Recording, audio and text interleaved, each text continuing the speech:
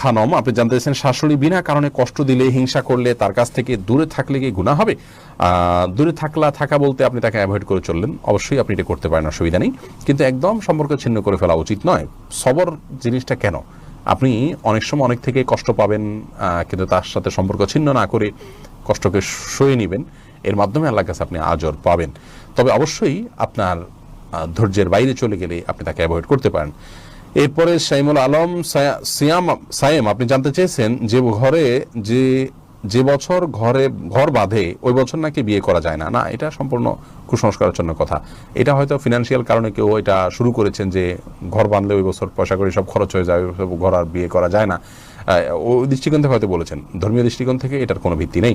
মোহাম্মদ বাদল কবিরা জানতে চেয়েছেন গোলাম রসুল নাম রাখা যাবে কিনা। না ভাই, গোলাম রসুল নাম রাখা ঠিক না। গোলাম মানে দাস অথবা শিশু, আরবি ফার্সি দুই ভার্সনে হতে পারে, এটি দুই ভাষাই হতে পারে।